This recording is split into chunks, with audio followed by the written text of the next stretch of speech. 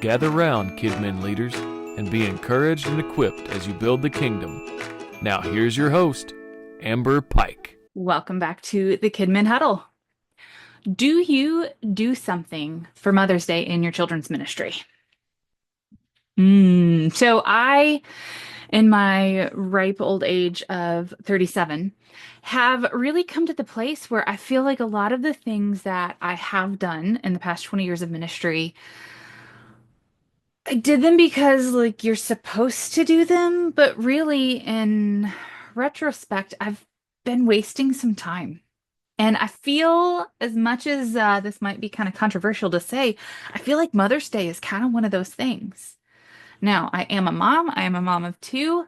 I love the sweet gifts for my kids, but is that the best use of our children's ministry time? I'm gonna say no.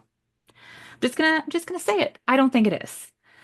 But there is a lot of Mother's Day things happening in children's ministry. So we're going to talk about some of them because it's not always an easy holiday or day in ministry because not every child has an awesome mom. So how are we handling that in children's ministry, knowing that there are some family situations? One, we need to be aware of what those family situations are. This goes back to knowing your kids, knowing your families. If all of your kids have a loving mom in their home, maybe this is a moot point for you.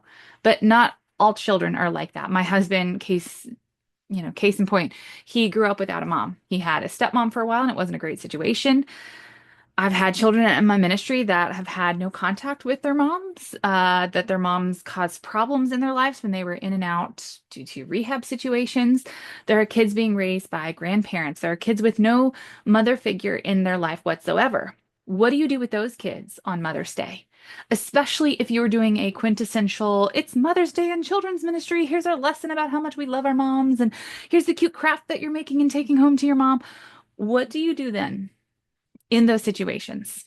Mother's Day can be complicated. So, first of all, easy option. Once you know your families and you know who is dealing with what kind of mother situations, the easy option is to have options for your crafts. If you were doing a craft or a take home where they're writing the things that they love about their mom, or even if it's a cute cheesy card, I love the cheesy things. So maybe it's a mom, I love you, a latte. Have a non-mom version. So if the card is a latte card and it says, Mom, I love you a latte, have one that just says, I love you a latte. And then give your kids the options to send it to their mom or maybe just a woman in their life. My kids have I'm looking this way if you're watching it on video because my son's over there working on Legos. My kids have a mom, hopefully a, decent mom in their life. But a lot of years when I did a craft, they would choose not to give it to me because I'm there in the room with them. Instead, they would give it to Grammy. Maybe dad had already worked on them with a craft. I get kids like that all the time. They're like, I've already made my mom a craft. I'm not doing this one. Well, then what is a woman in your life that you can honor and give this craft to? So that is a really easy fix for those complicated situations is to give options. So a mom craft and a generic craft that can go to any woman in their life. What about moms of multiples? I had a mom who had four kids and me as a mom of two crafts, no big deal. But this mom just gave me one of those aha moments. She did not want four crafts of the exact same craft sent home to her. Her fridge does not have that much room. So, again, you know your families. If you have a mom with lots of kids, consider making a family craft. This is going to probably be something a little more complicated than a card, but it's something that all of the kids can do. So I've done this in years where I had, a bunch of families where most moms had either two, three, or four kids. And we would group. It would be, okay, this family, you're at this table working on this craft. This family, you're at this table. This family, you're over here, and you guys are working on this one craft together. So this might be something where they're adding stickers to it or they're painting fingerprints or, whatever, but they're working on it together. Think too, is there may be one craft piece, but then the gift part is going to be something consumable. So each kid could pick out a flower that goes in the flower bouquet, or mom's getting multiple candy bars. I don't know that most moms are going to mind that if you're getting multiple candy bars or bath bombs or donuts if you're doing donuts. Think about consumable things, but multiple craft items, display items, even if they're good discipleship items, which I'm going to talk about in a minute, they don't really have the space to display all of those. So think about your moms of multiples and what you're sending home, what you are making for moms. How can that be combined to where they're just getting that one thing? Think about your lesson as well. I see people asking all the time, what lesson are you doing for Mother's Day? Well, that kid whose mom died, that kid whose mom walked out, that kid who doesn't have a mom in the picture, they might not want a Mother's Day specific lesson. Think too, our lesson should be helping ground a child in their faith. So, is that Mother's Day lesson actually growing a child's faith? Or is it kind of more moralistic, topical, obey your mom is great? Now, scripturally, we are called to obey our mom. It's one of the Ten Commandments, honor our mother and father.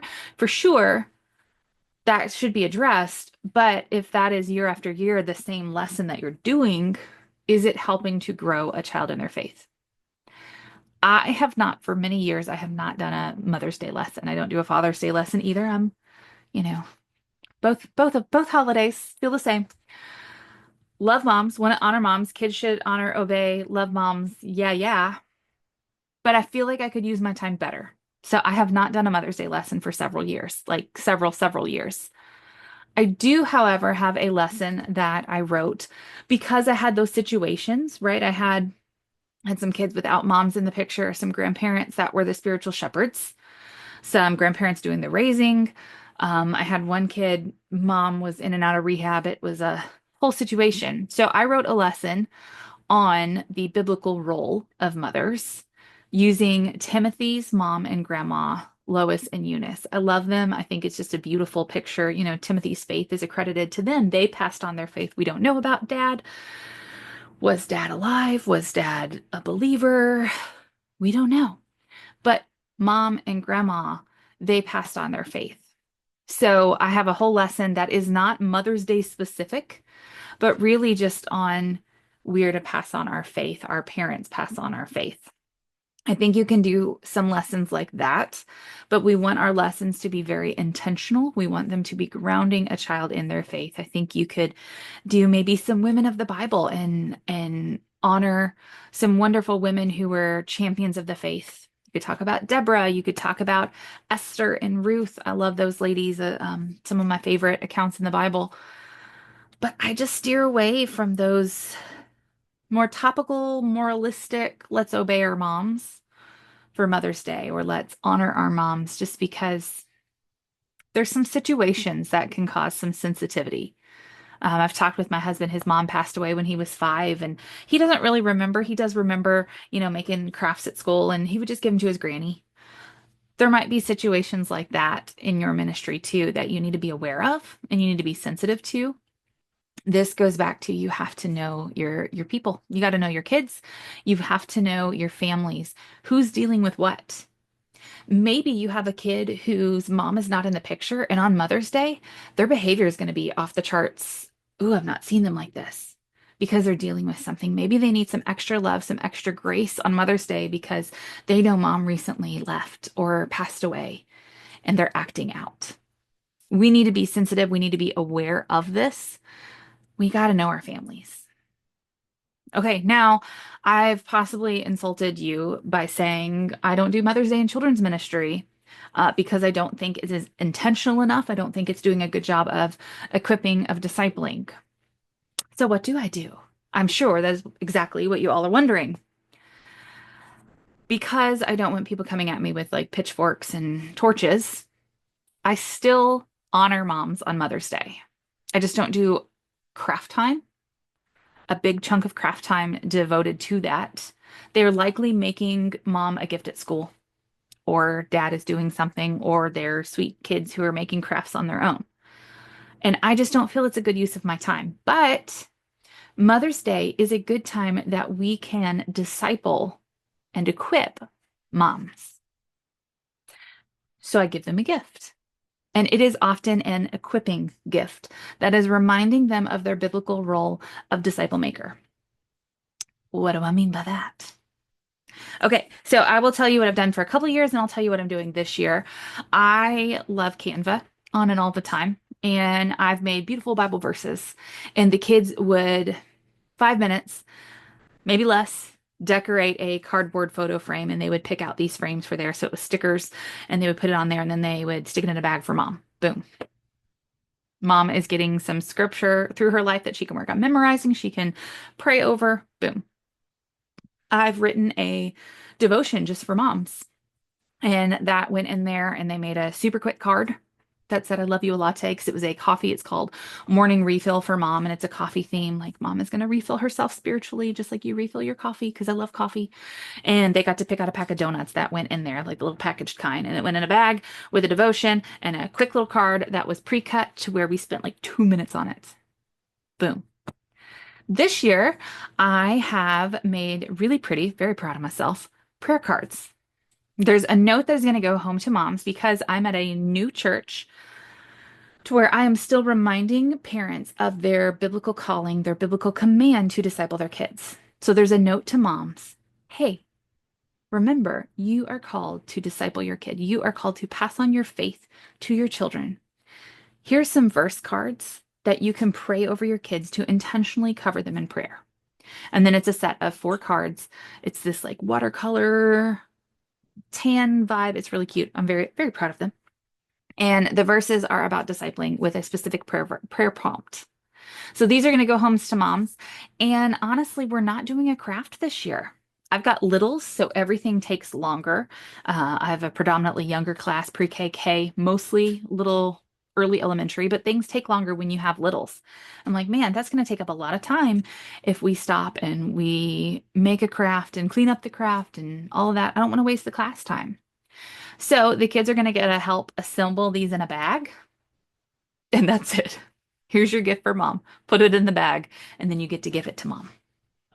We might do a special prayer over our moms. We're going to do something in service. I'm still figuring that out. I think I'm going to be using the passage from Psalm where it says, one generation shall declare your mighty deeds to the next. That's what we as moms are doing. That's what moms are called to do. We are supposed to pass on to our kids what God has done in our lives. We are supposed to disciple intentionally and also as we go. Our love for Christ should be a part of our everyday lives, and we should be living that out with our kids, as well as that kind of formal instruction time.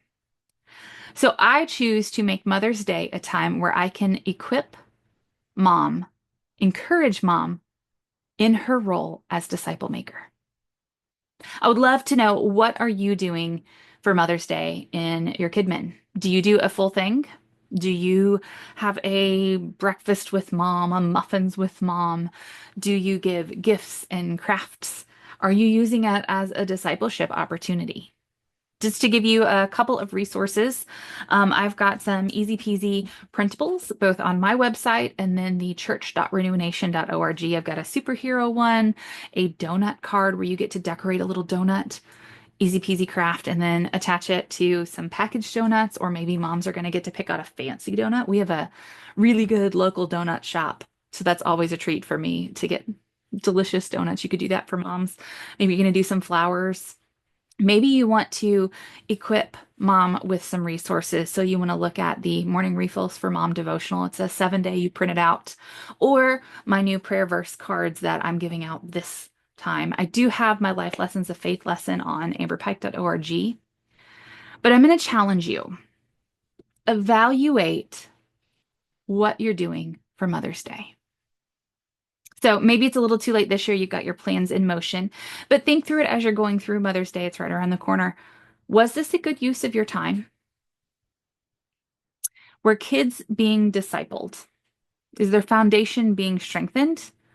Or were you doing the things that you felt you were supposed to do? Was it just kind of a fluff and filler day to celebrate moms? I'm going to make you ask the hard questions. I'm finding this season of ministry for me, I'm cutting out things that good, fine things, fun things, traditions, but I'm cutting them out because I'm just looking at them and I'm seeing this really, it's not discipling kids. All this is doing is just doing it, like Easter egg hunts or Mother's Day lessons. Honestly, kids events. I'm steering away from kids events. I'm doing full family events because I see the world and what our kids are exposed to.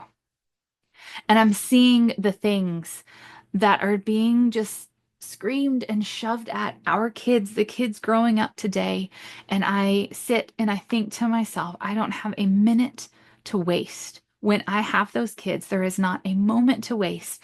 I have to be discipling them because if they do not have a firm foundation, they will not stand in this crazy world. So that is my challenge to you with Mother's Day approaching. Did you use your Mother's Day hours in service in Kidmin to disciple boys and girls? Or did you waste those minutes on tradition? This is something that only you can answer for yourself. I know for me, I'm going to equip and encourage mom in her role as disciple maker. That's about it. I want to ground kids in the word.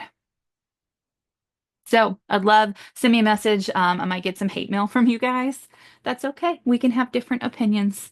We know that we love our kids. We know that we love the moms, even the difficult ones. And we want to see boys and girls know, love, and serve Jesus. So we can have different opinions, but I do challenge you, do a little thinking, do a little evaluating.